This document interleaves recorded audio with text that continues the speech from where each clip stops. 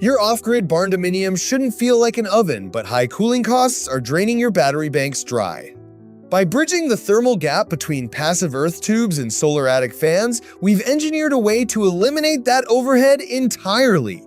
Watch as we break down the physics behind this hybrid system that can cut your cooling energy by 50 to 80% without touching the grid. Before we dive in, hit that subscribe button and turn on notifications, because I'm about to show you exactly how this dual system works, what it actually costs to install in 2026, and the real-world cooling numbers you can expect. This isn't theory, this is proven technology that off-grid builders are using right now. Stick with me until the end, because I'll reveal the biggest mistake people make when installing these systems that cost them thousands in wasted efficiency. Why off-grid cooling is killing your budget. Let's start with the brutal truth. If you're running traditional air conditioning off-grid, you're fighting a losing battle. A standard 3-ton AC unit pulls 3,000 to 5,000 watts continuously. On a hot summer day in Texas or Arizona, that unit runs 8 to 12 hours. Do the math. You're looking at 24,000 to 60,000 watt-hours per day just for cooling. For an off-grid solar system to handle that load, you need a massive battery bank. We're talking 20 to 30 kilowatt-hours of storage minimum, which costs $15,000 to $25,000 in lithium batteries alone. Then you need enough solar panels to recharge that bank while the AC is running. That's another $12,000 to $18,000 in panels and mounting equipment. You're looking at $30,000 to $50,000 just to cool your barndominium the conventional way. And here's the kicker, those batteries degrade. In 7 to 10 years, you're replacing them. The ongoing cost is crushing. This is where passive and semi-passive cooling changes everything. Instead of fighting thermodynamics with brute force electricity, we're going to work with natural temperature gradients that exist whether you tap into them or not. The Earth Tube Foundation. Earth tubes, also called ground-coupled heat exchangers, use one of nature's most reliable constants, underground temperature stability. Once you go 5 to 8 feet below the surface, the ground maintains a nearly constant temperature year-round. In most temperate climates, that's 50 to 60 degrees Fahrenheit. Here's how it works. You bury pipes underground at that stable depth, typically 100 to 600 millimeters in diameter. Outside air is drawn through these pipes before entering your barndominium. As the air travels through the underground tubes, it exchanges heat with the surrounding soil. In summer, 95-degree air enters the tube and exits at 65 to 70 degrees. That's a 25 to 30-degree temperature drop with zero energy input. Research from Natural Resources Canada shows earth tubes can cool summer air by 6.8 to 10 degrees Celsius, which translates to 12 to 18 degrees Fahrenheit in real-world conditions.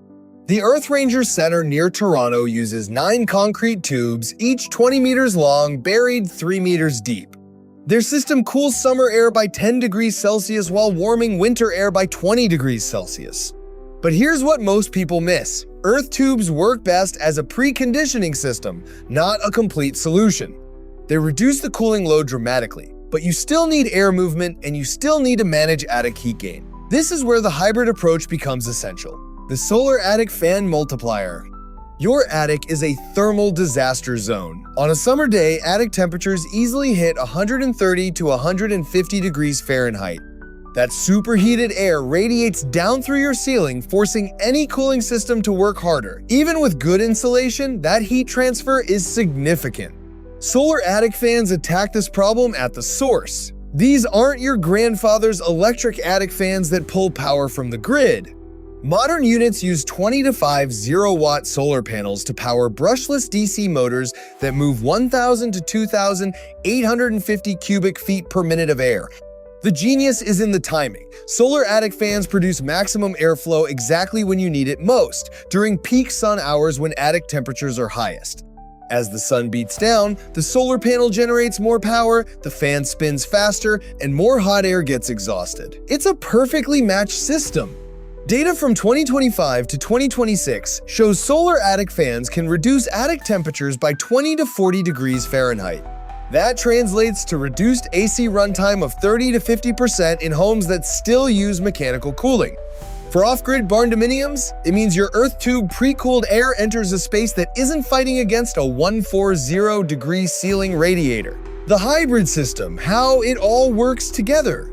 Now, here's where the magic happens. When you combine earth tubes with solar attic fans, you're creating a dual-layer thermal management system that works 24/7 with minimal energy input. Layer 1 is underground. Your earth tubes are pulling in outside air and pre-cooling it by 25 to 30 degrees before it ever enters the living space. That air is already comfortable or near comfortable before any mechanical system touches it. Layer 2 is overhead. Your solar attic fans are preventing heat buildup in the attic space, which means the ceiling isn't radiating heat downward into your living area. You've eliminated the greenhouse effect that turns most barndominiums into ovens. The synergy is remarkable. The earth tubes reduce your baseline cooling load. The solar fans eliminate the attic heat penalty. Together, they can reduce total cooling energy needs by 50 to 80% compared to conventional systems. For an off-grid barndominium, this means you can often get away with minimal battery-powered cooling, maybe a few strategically placed DC ceiling fans pulling 30 to 50 watts each. Your total cooling load drops from 3,000 to 5,000 watts down to 150 to 300 watts. That's a game changer for battery bank sizing and solar array costs. Real costs. The 2026 breakdown. Let's talk actual money, because this is where rubber meets road. I'm going to give you 3 scenarios: DIY earth tube installation, professional earth tube installation, and the solar attic fan component. For a DIY earth tube system serving a 2,000 square foot barndominium, you need approximately 100 to 150 feet of pipe. Most builders use 8 to 12-inch diameter smooth-walled PVC or HDPE pipe to prevent condensation and mold. Material costs run $8 to $15 per foot for quality pipe, which totals $800 to $2,250. Excavation is your big variable. If you're building new and can coordinate with foundation work, you might only pay $1,500 to $3,000 for the trenching. If you're retrofitting an existing building, expect $3,500 to $6,000 because you're dealing with finished landscaping and limited access. Add intake and exhaust vents at $200 to $400, filtration at $150 to $300, and a small fan for air movement at $200 to $500. Your total DIY earth tube system costs $2,850 to $9,450 installed. Professional installation jumps those numbers. Expect $8,000 to $18,000 for a complete engineered earth tube system with proper grading, antimicrobial coatings, and integrated controls. Solar attic fans are straightforward. Quality hybrid units that run on solar during the day and can switch to minimal AC power at night cost $300 to $650 per fan. Most barndominiums need 2 to 4 fans depending on attic size and configuration. Total cost is $600 to $2,000. $600 for the fans plus $400 to $800 for professional installation. If you're not comfortable working on the roof, your complete hybrid system costs $3,850 to $12,850 for a well-executed DIY build, or $9,000 to $21,400 for a professional installation. Compare that to the $30,000 to $50,000 off-grid AC system we talked about earlier. You're saving $20,000 to $40,000 upfront, plus thousands annually in avoided battery replacement and reduced solar panel needs. Design considerations that actually matter. Here's where most people screw this up. They install earth tubes or solar fans in isolation without thinking about the integrated system. Let me give you the critical design points that separate working systems from expensive disappointments. First, earth tube placement and length matter enormously. Your tubes need to be buried below the frost line, which varies by climate but is typically 3 to 6 feet deep in most of the United States. Length affects performance. Tubes shorter than 100 feet don't achieve full temperature exchange. Tubes longer than 300 feet have diminishing returns and increased pressure drop. Pipe diameter is a balancing act. Smaller diameter tubes like 6 inches have more surface contact per cubic foot of air, but require more fan energy to move air through. Larger diameter tubes like 12 inches move air easily but need more length for the same cooling effect. The sweet spot for most residential systems is 8 to 10 inches. Moisture management is non-negotiable. As warm, humid air cools in the tubes, water condenses. Every earth tube system needs proper drainage and slope. Run your tubes with a minimum 2% grade toward a collection point with drainage. Without this, you're creating a mold factory. For solar attic fans, placement and sizing are critical. You need one fan for roughly every 1,200 to 1,500 square feet of attic space. Position fans near the ridgeline for maximum hot air extraction. Make sure you have adequate soffit venting for makeup air. The rule is 1 square foot of intake vent for every 150 square feet of attic space. Hybrid power is worth the extra cost. Basic solar fans stop working at night and on cloudy days. Hybrid models with AC adapters can draw minimal grid or battery power during those times. This costs an extra $80 to $150 per fan but ensures continuous operation. The climate factor? Where this works best? Let's be honest about limitations. This hybrid system isn't equally effective everywhere. Climate makes a huge difference in performance and economic payback. Earth tubes excel in climates with significant temperature swings between day and night. They work best where ground temperature is substantially cooler than peak summer air temperature. This means they're outstanding in the Southwest, Great Plains, and Mountain West, where you see 90 to 10 degree days, but 55 to 5-degree ground temperatures. They're less effective in hot, humid climates like Florida or the Gulf Coast, where ground temperatures approach 75 to 80 degrees. The temperature differential is smaller, so cooling effect is reduced. Humidity also becomes a bigger challenge because condensation is more aggressive. Solar attic fans work everywhere. There's sun and an attic, but they deliver maximum value in hot, sunny climates. Arizona, New Mexico, Texas, Nevada, and Southern California see the biggest benefits because solar production and cooling need are perfectly aligned. The hybrid system hits peak performance in dry climates with hot days, cool nights, and moderate ground temperatures. Think Colorado, Utah, New Mexico, Arizona, Montana, Wyoming, and parts of Texas and Oklahoma. Not coincidentally, these are also prime barndominium states. Performance expectations? The honest numbers. I'm going to give you realistic performance numbers based on research data and field reports, not marketing hype. Earth tubes alone can reduce cooling energy consumption by 30 to 50% when properly designed and installed. The Earth Ranger Center achieves 512 kilowatt hours of cooling capacity from their system. Studies show earth tubes can pre-cool air by 12 to 18 degrees Fahrenheit in optimal conditions, dropping to 8 to 12 degrees in less ideal setups. Solar attic fans alone can reduce AC runtime by 30 to 50% by preventing attic heat buildup. They can drop attic temperatures by 20 to 40 degrees Fahrenheit, which translates to 3 to 8 degree reduction in living space temperatures before any mechanical cooling kicks in. The hybrid system, when properly integrated, can reduce total cooling energy needs by 50 to 80% in suitable climates. For an off-grid barndominium, this means going from a 5,000 watt cooling load to a 1,000 to 2,500 watt load. That difference is massive when you're sizing batteries and solar panels. Payback period varies by climate and energy costs. In hot, sunny climates with expensive electricity or large off-grid systems, payback runs 2 to 5 years. In moderate climates, expect 5 to 10 years. For off-grid builds where you're avoiding massive battery bank costs, the payback can be immediate because you're comparing against a system that would cost $30,000 to $50,000. The biggest mistakes and how to avoid them. Mistake number 1 is undersizing the earth tube system. People try to save money with 50 feet of 6-inch pipe and wonder why performance is disappointing. Minimum effective length is 100 feet.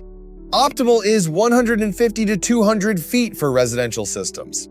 Mistake number 2 is ignoring moisture drainage. I cannot emphasize this enough. Every earth tube system produces condensation. If your tubes are level or have low spots, water pools and mold grows. Always install with proper grade and drainage. Mistake 3 is poor filtration at the intake. Your earth tubes are pulling outside air. Without quality filtration, you're introducing dust, pollen, insects, and debris. Install MERV 8 or higher filters at the intake and maintain them regularly. Mistake 4 is inadequate soffit venting for solar attic fans. The fans exhaust hot air, but that air needs to be replaced. Without sufficient soffit or gable vents, the fans create negative pressure and can actually pull conditioned air from the living space into the attic. That's counterproductive. Mistake 5 is skipping the integration step. Earth tubes work better with gentle air movement. Solar fans work better when incoming air is already cool. Connect the systems logically so earth tube output feeds into your living space while solar fans keep the attic separate and exhausted. Maintenance and long-term considerations. Both systems are low maintenance, but they're not zero maintenance. Let me tell you what to expect over time. Earth tubes need annual inspection of intake filters. Replace or clean them every 6 to 12 months depending on dust and pollen levels. Every 3 to 5 years, inspect the tubes for moisture accumulation or mold growth. This usually means running a camera through if you installed clean-out access points, which you absolutely should. Solar attic fans need even less attention. Check the solar panels annually for debris or shading. Clear leaves and dirt. Inspect the fan motor every 2 to 3 years. Modern brushless DC motors are rated for 10 to 15 years of maintenance-free operation. The solar panels typically carry 20 to 2 5-year warranties. Component replacement is minimal. Earth tube pipes are PVC or HDPE and last 50+ years. Fans and motors are the only moving parts and need replacement every 10 to 15 years at a cost of $150 to $400 each. Compare this to AC compressors that cost $1,500 to $3,000 to replace every 10 to 15 years. Here's what it comes down to. If you're building an off-grid barndominium or trying to minimize energy consumption in an existing one, the hybrid earth tube and solar attic fan system is one of the most cost-effective investments you can make. You're spending $4,000 to $22,000 to eliminate 50 to 80% of your cooling load. That lets you downsize your battery bank, reduce your solar array, and still stay comfortable. The savings on avoided equipment costs alone often pay for the entire system. This isn't experimental technology. Earth tubes have been used since the Persian and Roman empires. Modern materials and engineering have just made them more effective and reliable. Solar attic fans are proven technology with thousands of installations delivering measurable results. The key is proper design and installation. Don't cut corners on pipe length, drainage, or fan capacity. Do it right the first time, and you'll have a system that works efficiently for decades with minimal maintenance. If you're in a hot, dry climate with temperature swings, this system is a no-brainer. If you're in a hot, humid climate, earth tubes still help, but expect more modest gains. If you're in a moderate climate, the economics stretch out, but the comfort improvement is still real. The biggest mistake is doing nothing and accepting that off-grid cooling costs $30,000 to $50,000. It doesn't have to. Work with nature, not against it, and your barndominium can stay comfortable without bankrupting your energy budget. If you found this valuable, smash that like button and subscribe because I've got more deep dives coming on off-grid systems, barndominium builds, and real-world cost breakdowns. Drop a comment below if you have questions about your specific climate or situation. I read every comment and I'll get back to you with honest answers. Thanks for watching, and I'll see you in the next one.